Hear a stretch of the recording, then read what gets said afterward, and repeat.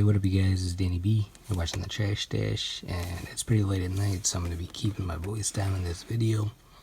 But I'm going to be showing my Abel Ferrara collection, and Abel Ferrara is my favorite director. I love most of his movies, and I got most of them too. I'm working on getting all of them, but here's what I got so far. First up, we got The Blackout, which is a decent one. This kind of came after he was not working with Nicholas St. John anymore, his screenwriter that he collaborated with a bunch. But yeah, this one, I actually liked it. Dennis Hopper and Matthew Modine is in it. It's a cool one. Alright, next up we got one that he didn't direct, he produces or presented it. But I really don't know how much he had to do with it. I think this was one of his friends produced it, and then they used his name on there. But it's got the rapper Dub C from the West Side Connection in there, and also the rapper Paris. And this is kind of like a remake of one that Abel Ferrara did called China Girl. It's not bad, it's just, I don't know how much he really had to do with it. Alright, and then we got New Rose Hotel. A lot of people love this movie. I'm kind of indifferent with it. I like the cinematography in it, but the movie itself I'm not that crazy about. But yeah, New Rose Hotel. Next up we got Body Snatchers. This is an okay one. This is probably his biggest budget one that he ever did. A lot of people love this one. I'm kind of it's not my cup of tea really, but it was okay. Next up we got Dangerous Game with Madonna and Harvey Keitel and James Russo. Once again, not my favorite. We'll get into my favorite stuff in a little bit, but yeah, this is the director's cut version. I haven't seen the cut that's not a director's cut, so maybe I'll check that out. Madonna's not bad in it. Then we got Cat Chaser. This is written by what's the guy that wrote Jackie Brown? Leonard Elmore, I think his name is. But yeah, if you ever wanted to compare Abel Ferrara's directing style to Quentin Tarantino's, I would do Cat Chaser and then watch Jackie Brown back to back, because they're both written by the Elmore guy. So yeah, cool stuff. And then I watched some of this. I didn't watch the whole thing, so I gotta watch that. But I heard that Vestron, or whoever the production company was on this, really kind of took it away from him and did their own thing with it, in the editing process. So I don't know how much he even likes this movie, but yeah, Cat Chaser. Peter Weller's in there, RoboCop. Alright, next up we got China Girl. This is one of my favorites from him. This is a really good one.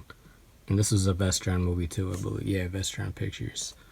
I gotta get a DVD or Blu-ray of this, because this movie is awesome. This is kind of like King of New York before King of New York. Yeah, really good, kind of like Romeo and Juliet style movie. Okay, next up we got Subway Stories. He did one segment on this. The segment with Rosie Perez and the guy that she meets up on the subway. But then his cinematographer that does all his movies, I think his name is Kelch something. But yeah, he did most of the cinematography for all the segments in this, so the whole thing feels kind of like an Abel Ferrara movie. Alright, then we got The Gladiator. This is on a 2-pack with Nick Knight, and that's not a Ferrara movie, but this one is made for TV movie, kind of like a vigilante movie about a guy that takes out drunk drivers after his brother gets killed by a drunk driver. Not a bad movie. Then we got The Funeral. I watched this one time and I didn't really like it. I'll have to give it a second shot. It's got a great cast and everything, but just something about it I didn't really like. I don't know. So The Funeral. RX Miss up next.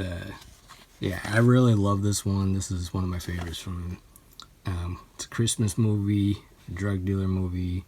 It's very slow paced, but if you give it patience, it's pretty good. And then you got Drea D'Amato and Lilo Brancato from The Sopranos. Yeah, a really cool movie. It's very realistic, but it's also pretty slow paced. But yeah, good one. RXmas, and it's based on a true story too. And next up we got Pasolini. This is one of his later films. This is a pretty good one. About the director Pasolini, who did like what is it called, Sodom or something? I don't know. But yeah, he did a bunch of movies in Italy, and he ended up getting murdered. This is a movie kind of like about the last days of his life. William Dafoe is really good as Pasolini. Yeah, this is a really good one. Pasolini. Next up we got Mary, This Is My Blood, also just known as Mary. This is the German title. This is a bootleg actually, because you can't get this in America. Maybe if you can find it out on eBay, but I ended up just bootlegging it. I think it was going for like way too much money or something when I tried looking for it. So this is a pretty good one too.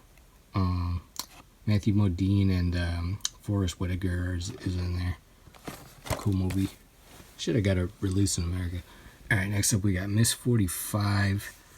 This is an absolute classic. If you haven't seen Miss 45, do yourself a favor and watch this movie. This is like his version of Death Wish, but it's even crazier than Death Wish. This is a perfect exploitation movie, perfect grindhouse movie. And this was my favorite from him for a long time, except for I like Bad Lieutenant even better than that one, but yeah. Alright, next up we got 444, Last Day on Earth, another one of his newer ones. This one was decent. This is kind of like people doing whatever they're gonna do on the last day before the apocalypse. What's funny is like he orders Chinese food and stuff, and like the guy actually delivers it. So it's like that's what he's gonna do on his last day on Earth, is go to work. Oh my god. But yeah, 444, Last Day on Earth. Alright, next up we got Chelsea on the Rocks, documentary about the Chelsea Hotel. And I guess this is where Ferrara was living for a while too.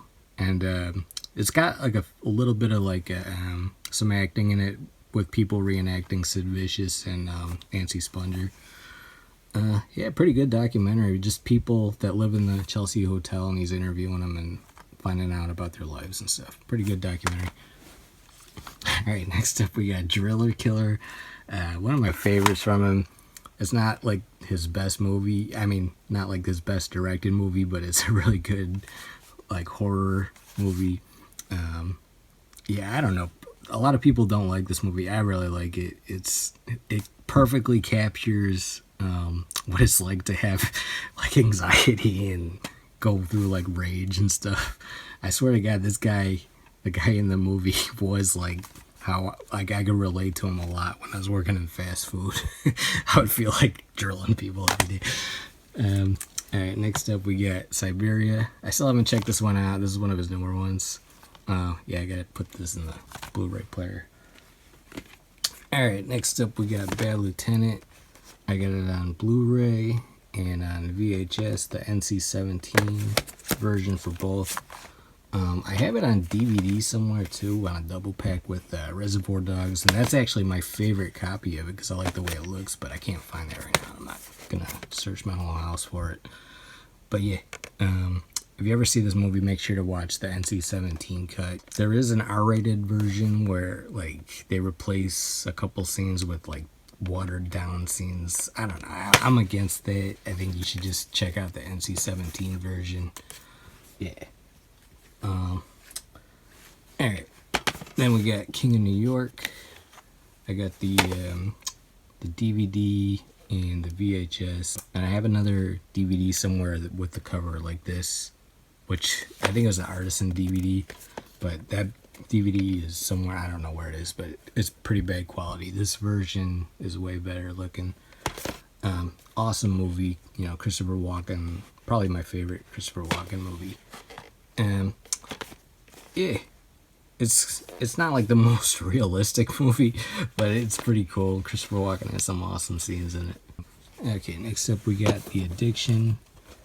Pretty awesome vampire movie. Kind of like vampires addicted to blood, like it's heroin or something. And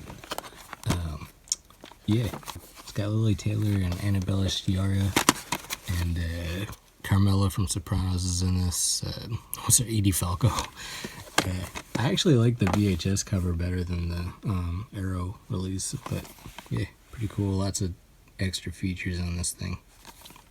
Oh, and I forgot to mention the Driller Killer special features has one of his other movies, like the Mulberry Street documentary on there, like the whole thing. So it's two in one. Next up, we got Welcome to New York. I got the European version and then the American version. And the American version is censored from IFC because it was based on a real politician, like a scandal that a real politician went through. So they didn't want to have any controversy, and they like changed some stuff around, which I guess infuriated Abel Ferrara. So I picked up this version because it has an extra 18 minutes, and I guess it's the way that it was meant to be seen. So, but I gotta convert it to region 1 and shit so I can actually watch it. But yeah, not a bad movie. Definitely not like my favorite from him, but I haven't watched this version too, so I gotta give that a shot. Yeah, pretty cool. Alright, next up we got Fear City.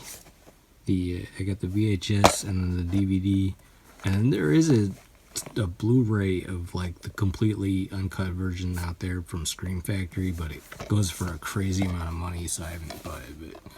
But this is an awesome movie. This is like one of my favorites from him, about like a guy that's hacking up strippers, and then these guys are mobsters and they're after the serial killer, and Billy D. Williams is the cop that hates them. Yeah, just a really fun movie, Fear City. Alright, next up we got Zeros and Ones, and I don't have the real case for this. I just bought it from Redbox for $4. And this is a movie made during the pandemic illegally, because you know he lives in Italy, and Italy was like all shut down, especially Rome where he lives, and he had to smuggle Ethan Hawke into the country to make this movie. And yeah, he just shot it guerrilla style and completely against the law and everything, and pretty cool stuff. Not the greatest movie, but it's not bad. Like it was watchable. It had some good cinematography and stuff, but you got to be a hardcore Abel Ferrara fan to really get into this one though, because I'll admit it's not the best, but yeah, it's still cool. And then last up, I got this book, Abel Ferrara, The Moral Vision, which I don't know if the publisher knew that that's Lily Taylor. That's not Abel Ferrara. But yeah, it's got Lily Taylor on the front for Abel Ferrara's book, and then you got all these images from his movies on the back. Really cool stuff. And it's just a cool book. It tells like stories about him, and then it has like some of the movie ideas that he wanted to make and stuff. And I haven't read the whole thing or anything, but just from what I read, there's like little stories about the making of the movies and stuff. Yeah, good book. I had to have it in my collection, of course. And yeah, I gotta get the rest of his movies and stuff. Alright guys, that's gonna do it. This is Danny B. You're watching the Trash Dash. That's my Abel Ferrara collection. Let me know what you think. Let me know your favorite Abel Ferrara movie. Hit the like button, comment, and subscribe. Peace out.